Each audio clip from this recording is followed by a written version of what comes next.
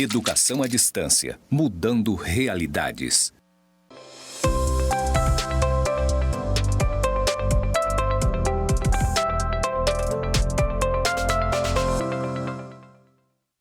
Olá, saudações, alunos e alunas do curso de pós-graduação Docência em Educação Básica do Instituto Federal de Rondônia, campus Porto Velho, Zona Norte.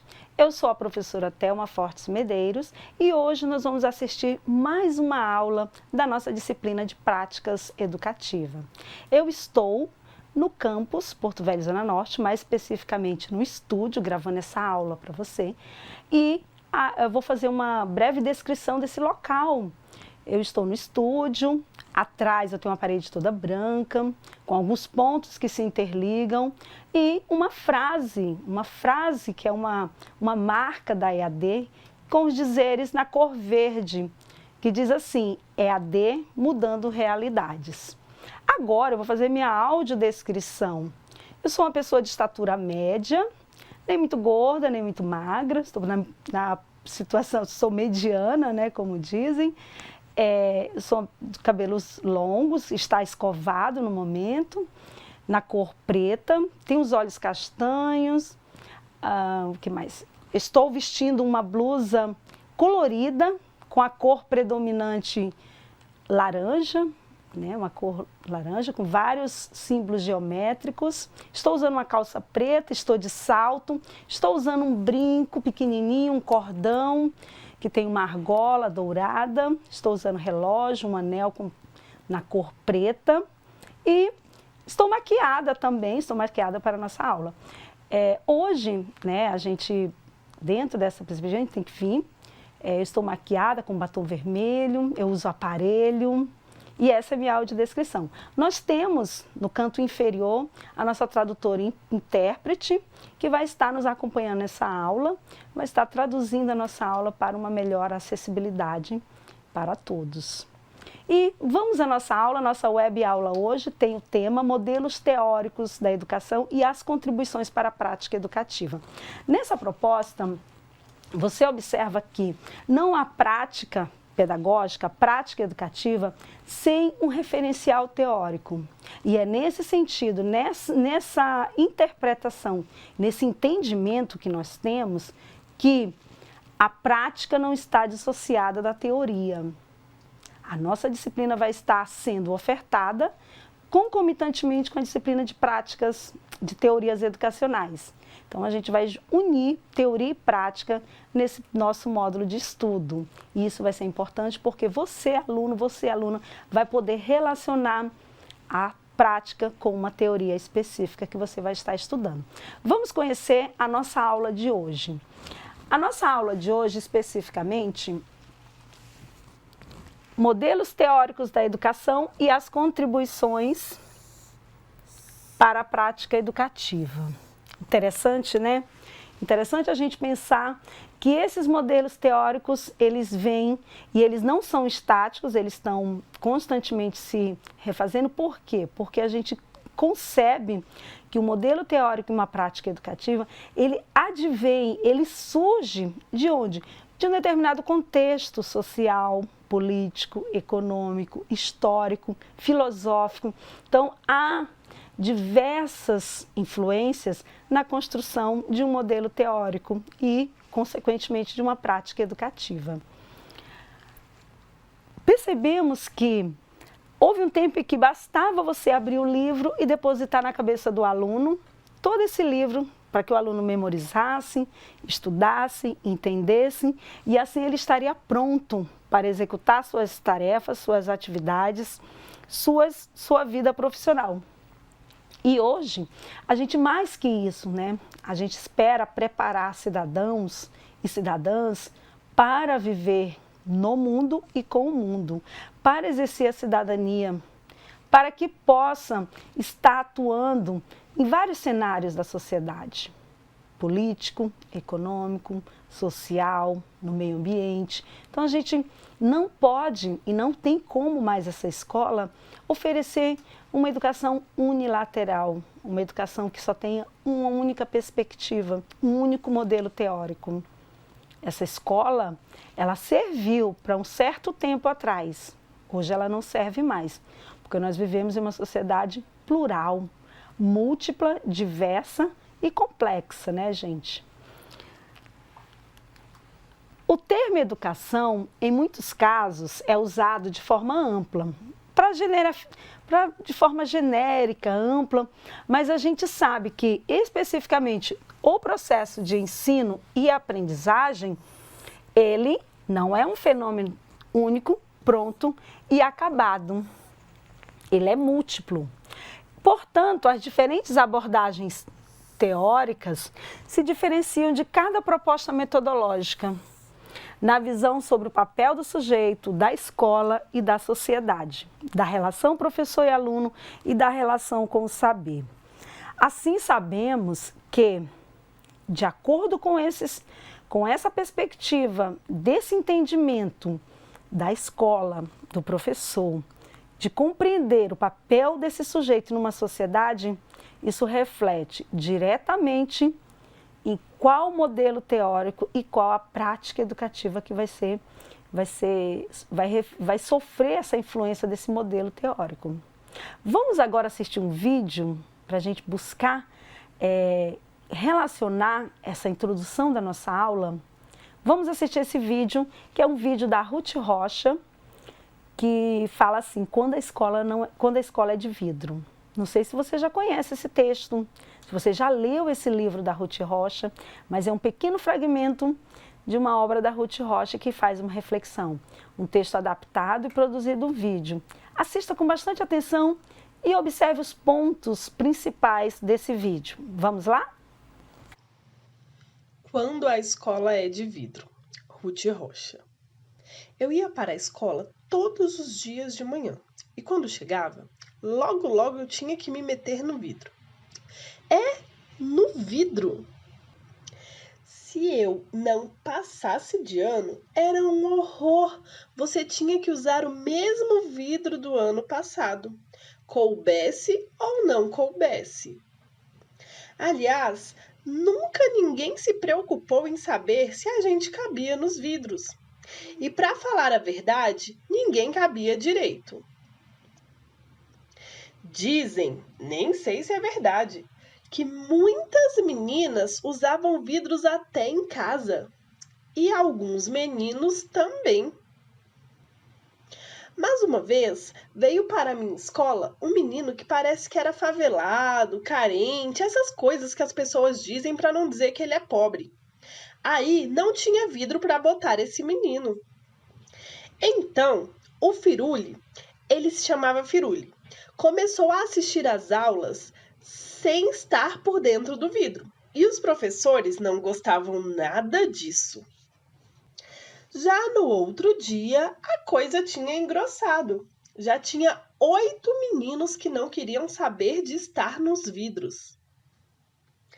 Mas nós estávamos loucos para sair também.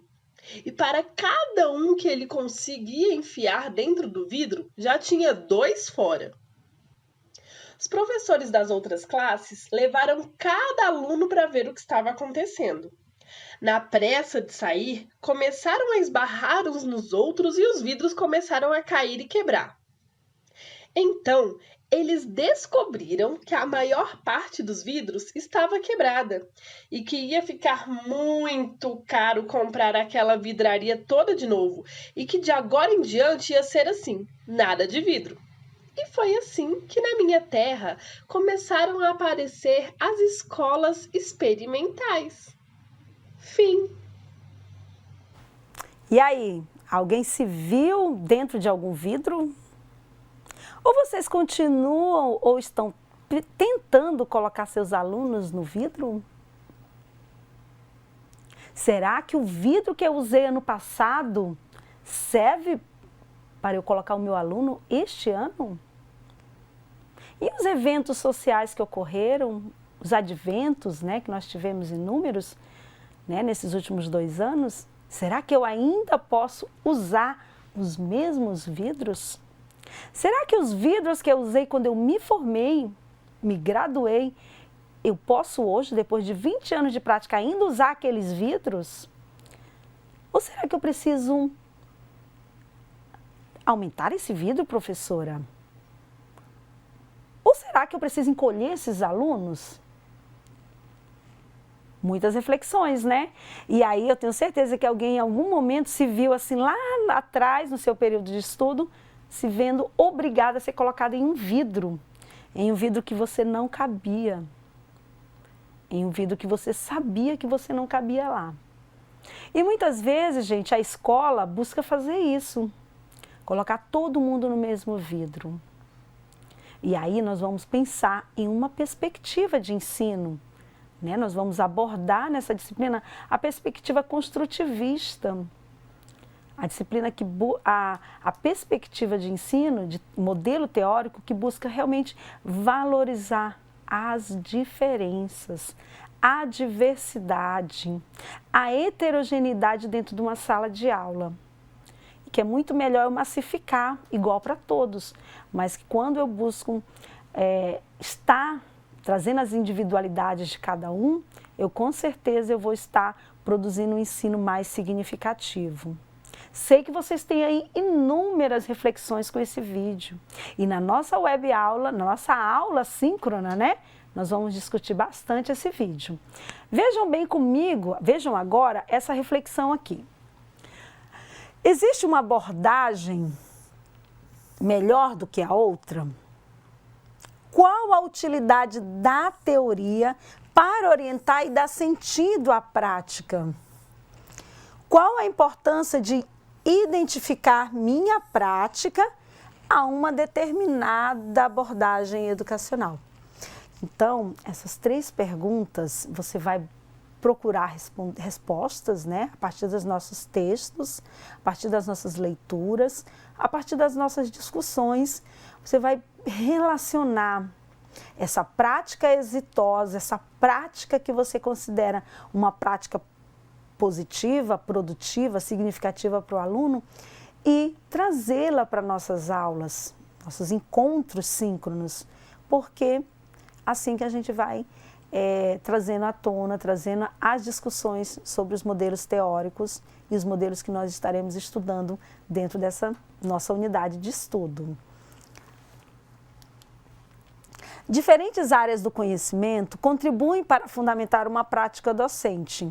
São as teorias de diferentes áreas, e aí são elas ciências humanas, teorias da filosofia, da história da educação, vários modelos teóricos que vêm construir uma ideia. E o especificamente que a gente vai estar trabalhando é o construtivismo, pois modelos que são centrados nas organizações escolares, na avaliação e no currículo da escola.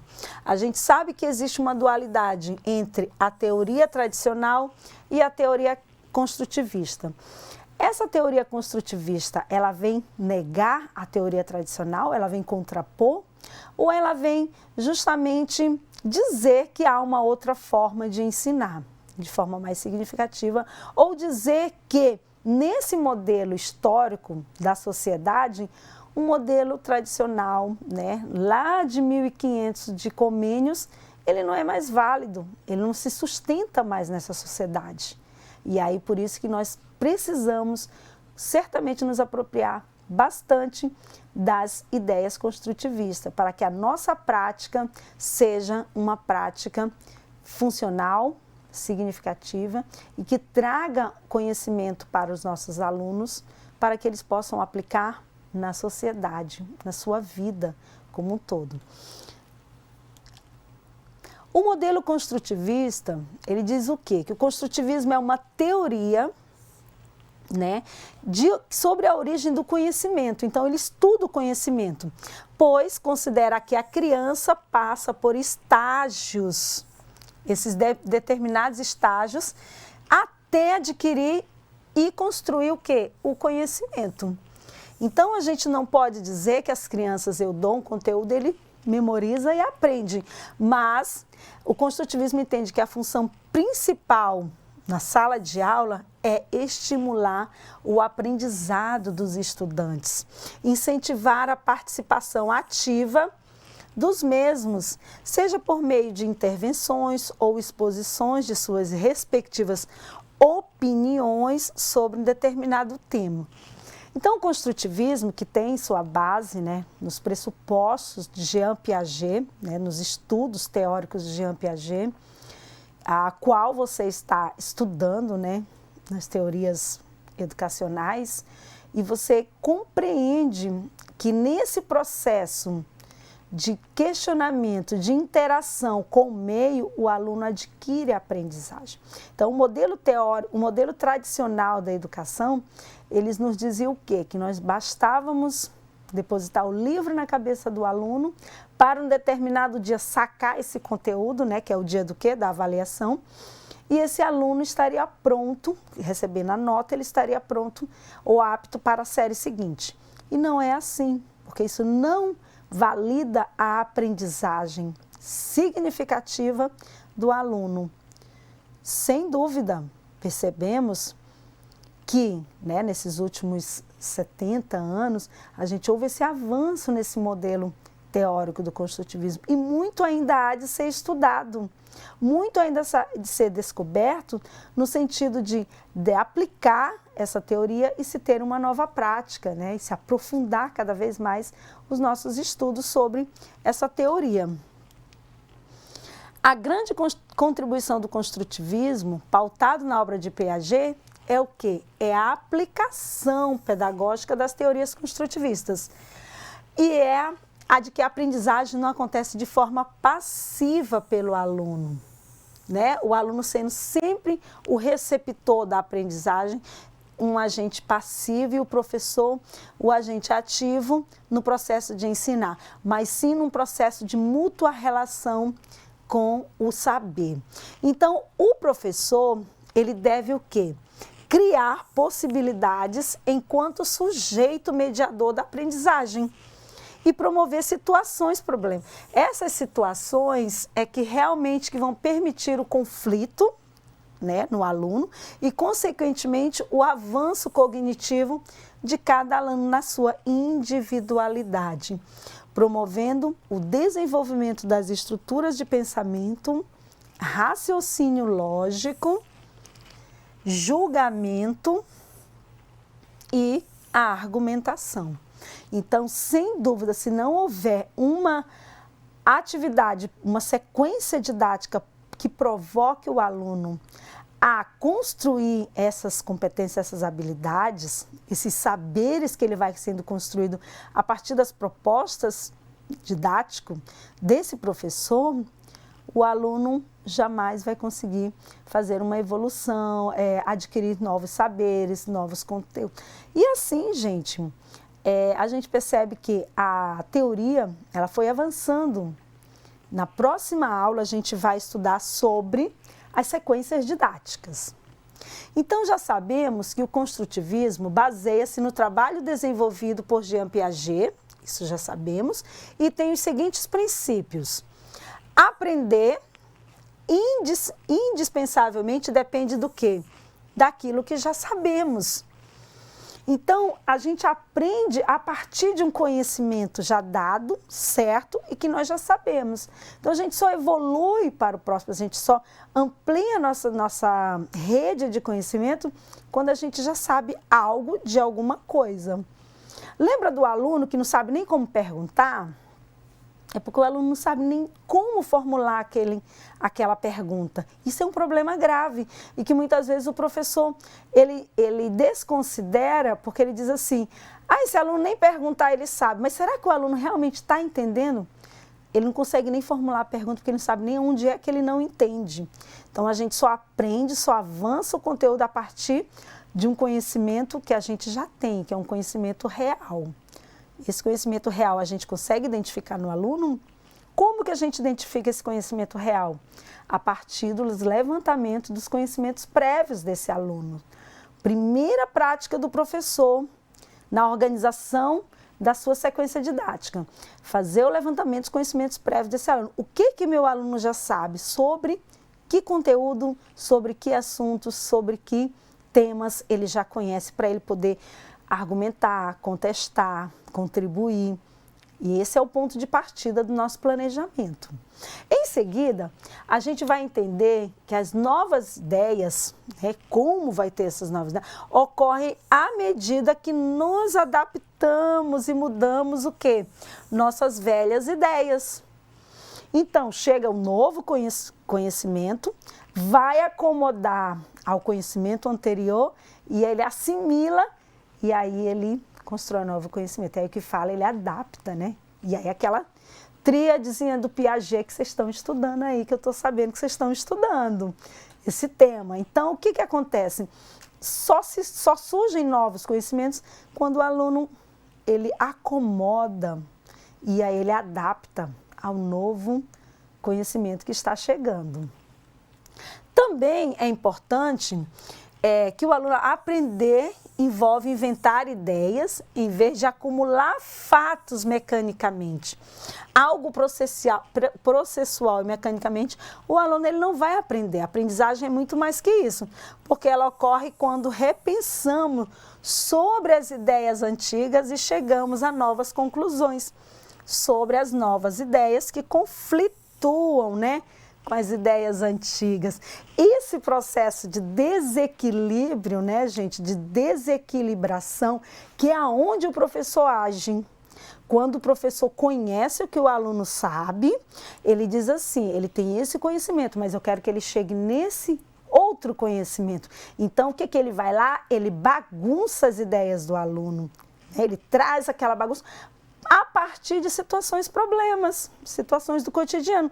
Aí o aluno vai dizer, epa, peraí, eu pensava assim, agora eu fiquei confuso. Então, eu vou reorganizar a minha antiga informação com essa nova informação.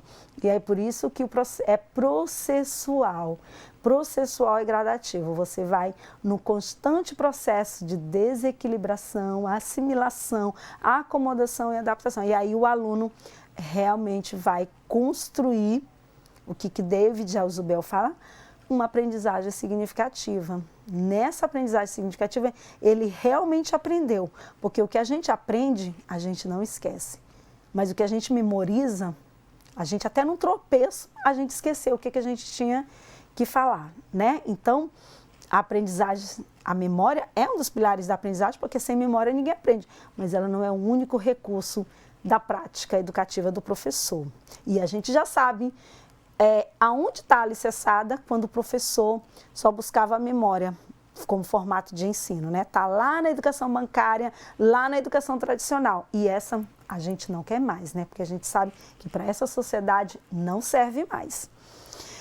Então, as características de uma prática construtivista, a gente vai pensar sempre em métodos de avaliação diferenciados, a menor interferência do professor nesse processo de conflito que o aluno vai sofrendo, uma sala organizada em círculo, né, para que todos se vejam, para que todos possam discutir, em debater, em participar, em contribuir nessa organização de ideias, favorecer a mediação da aprendizagem, estabelecer uma relação dialógica com os alunos e desenvolver a autonomia dos alunos. Então, a gente tem esses princípios que são características pontuais de uma prática construtivista.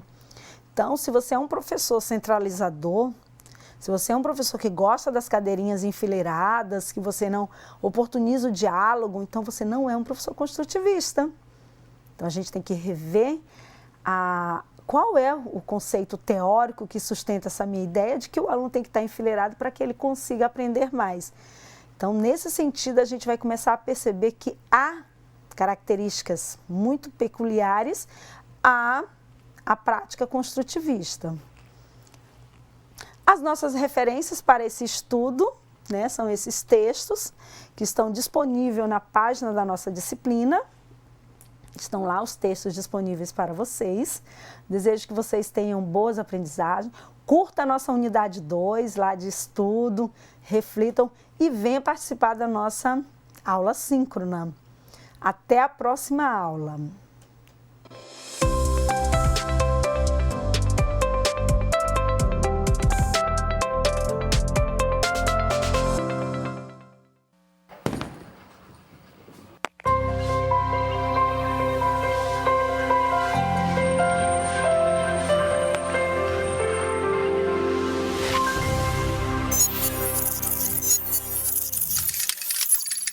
Educação à distância, mudando realidades.